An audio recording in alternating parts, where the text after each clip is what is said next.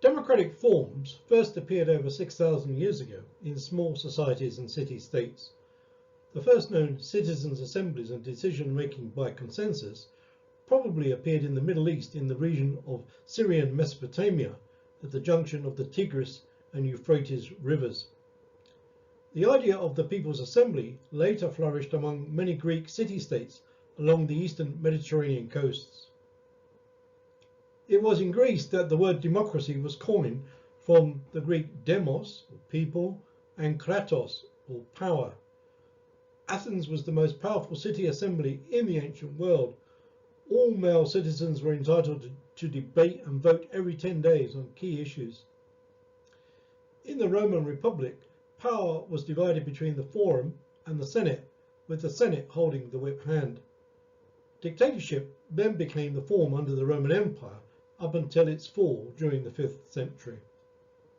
The assemblies held in Scandinavia and by the Anglo-Saxons in Britain had echoes of the past, but it was the struggle against the medieval state that was to produce the first significant advances in a long march towards what we now know as liberal democracy. In 1215, King John was forced by barons to sign the Magna Carta under the threat of civil war. This made the monarch subject to the rule of law and set out individual liberties held by free men.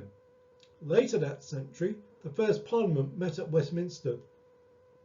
In 1381, a mass rebellion called the Great Rising, or Peasants' Revolt, against oppressive taxes led to the burning of court records, demands for an end to serfdom, and the removal of the king's senior officials. The rising was brutally suppressed. The first demand for the right to vote came out of the English Civil War between Parliament and the Crown that began in 1642.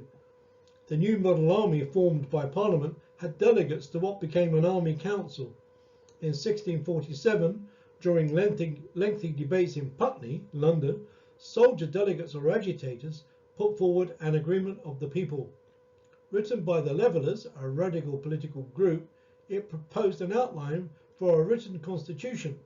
Its revolutionary text stated that sovereign power should reside with the people rather than the king or parliament. The agreement laid stress on what its supporters called natural rights. During the debate, supporters argued that all free men should have the vote. Cromwell and the senior army leadership rejected the agreement, which was denounced by Parliament. Attempts to gain wider army support for the agreement were forcibly suppressed. It would take another 2 centuries or more for ordinary citizens to win the right to vote. Meanwhile, the idea of representation as a form of democracy emerged out of the 18th century American Revolutionary War against British colonial rule. In a lengthy process following independence, history's first written constitution set out the institutions of the state and the voting process. Although the electorate was mostly made up of white property owners plus some freed slaves, voting for Congress and for the presidency became established along with the Supreme Court. Representative democracy was now established as a principle for others to follow. Two of the Constitution's architects, James Madison and Alexander Hamilton, defended the new institutions precisely as agencies more capable of serving the people's interest than the people themselves. Keeping people at arm's length was also considered much the safest way to give people access to power. In early 19th century Britain, the term democracy was regarded as subversive and associated with the French and American revolutions.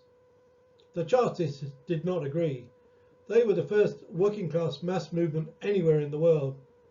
Their 6 points published in 1838 were for annual parliaments, universal manhood suffrage, payment of MPs, secret ballots, equal electoral districts, and abolition of property qualifications for MPs. It sounds a modest set of demands now, but at the time it filled the ruling class with fear. Millions of people were swept up in petitions, strikes, meetings, conventions, national organisation and insurrections in a direct challenge to the state. The first major rally took place in Glasgow when tens of thousands reportedly marched. In September 1838, the authorities were shocked when an estimated 300,000 assembled at Kersal Moor near Manchester. For children and wife, we'll war to the knife, and bread and revolution were typical slogans carried by Chartists. Early in 1839, the Convention of the Industrious Classes met in London before moving to Birmingham in May. Delegates had been elected by mass meetings in the months before, and many workers considered the convention an expression of the coming government of workers. The convention had to decide what to do in the event that Parliament rejected the petition. Delegates adopted the formula of peaceably if we may, forcibly if we must. A manifesto of ulterior measures included a month's general strike, a resort to arms, and a trade boycott. That year, 4,000 armed Chartists who had trained and drilled in secret marched on Newport, Wales, in a bid to forcibly impose their demands, but they were thwarted. The petition of 1842 attracted an amazing 3.3 million signatures, and a massive strike wave broke out in northern England and western Scotland after MPs once more rejected the petition. Some Chartists hoped that a revolution might be built from this movement, but the state, at first taken aback by the developments, now deployed its newfound powers. Troops broke up meetings, killing 4 at Preston, and the strike collapsed after an heroic 2 months of struggle. In 1848, galvanized by the revolution in France, the Chartist movement made a final attempt to win its demands through a petition backed by a demonstration of over 200,000 at Kennington, across the river from Westminster. Once more, the petition was rejected and Chartism passed its high point. Once the capitalist state felt confident about its grip on power, the right to vote was conceded, started in 1867, and by 1884, most male workers were enfranchised. Women over 30 had to wait until 1918, and younger women until 1929. The foundations for what is called liberal democracy had been laid. Conflict would continue unabated as workers pressed for social rights, but essentially the democratic representative side remains unchanged, at least in form.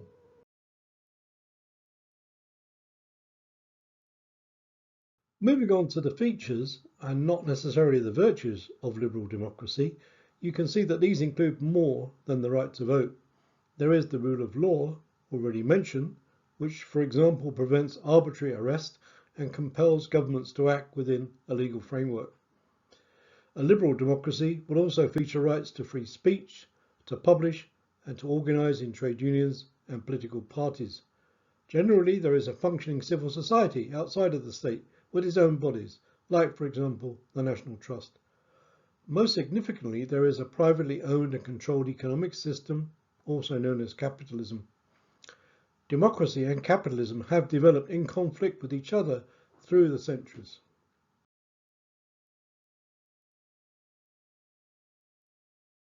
What we have already learned is that rights that we have achieved, both social and individual, are the result of generations of struggle.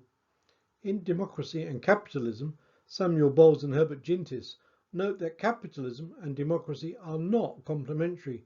They say, quote, "The one is characterized by the preeminence of economic privilege based on property rights. The other insists on the priority of liberty and democratic accountability based on the exercise of personal rights." End quote. In other words, the present system of rule is a conflict between the system's democratic shell, created as a result of numerous struggles by ordinary people, and the rule of a corporate minority through political proxies in parliaments. We shall return to this thought to discuss its implications. What we do know is that the extent of the democratic shell varies from country to country, and that even the most explicit constitutions don't come with a guarantee of stability. A look at America's continuing turmoil confirms that, and of course it goes without saying that the state can take away long-established rights with a simple majority vote in Parliament.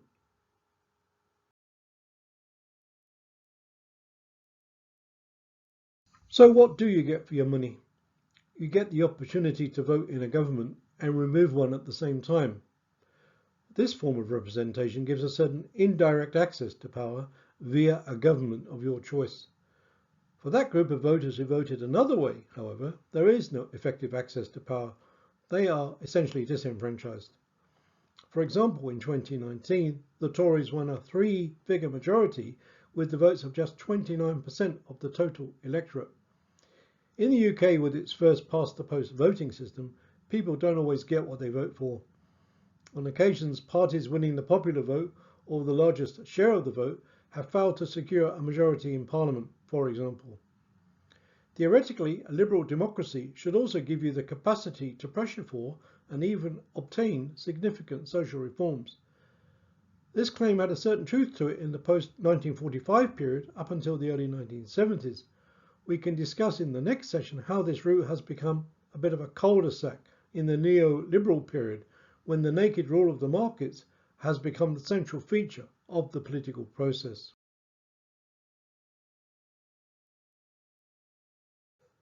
So we know what we can expect from a liberal democracy in its most ideal form.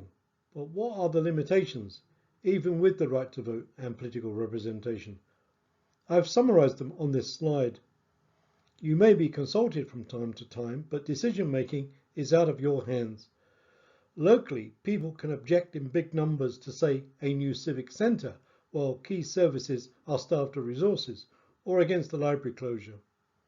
Ultimately, the decision lies with a group of councillors and perhaps their connection with local developers.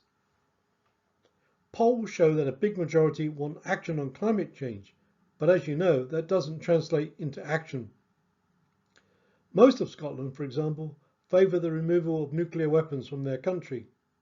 The Westminster government holds the whip hand, and the mainstream parties are in favour of keeping nuclear submarine bases in Scotland, so there they remain. We all know that our rights are not permanent. For example, trade unions had unfettered rights to strike and picket until the Thatcher government came to power in 1979. In the next few years, these rights were whittled away and replaced by severe restrictions still in force today. Rights to demonstrate are being reduced by new legislation going through Parliament.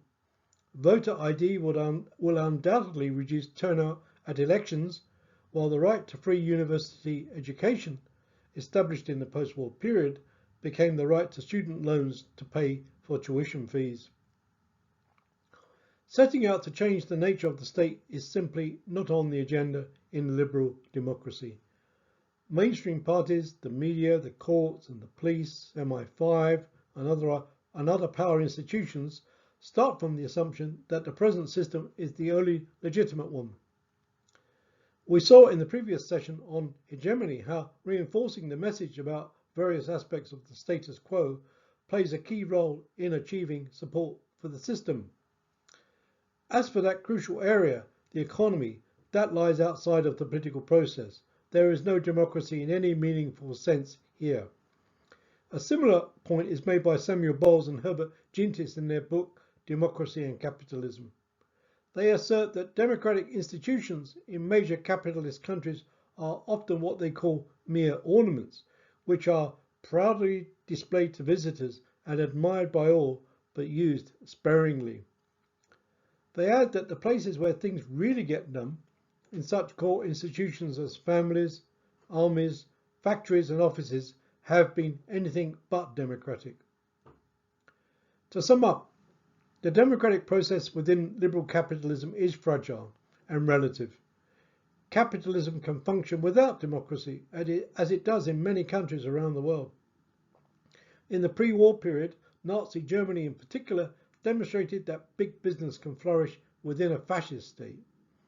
In the next session, we will discuss how liberal democracy hangs by a thread on every continent. Then we will discuss how we protect our rights and also develop a strategy to deepen democracy in new ways throughout society.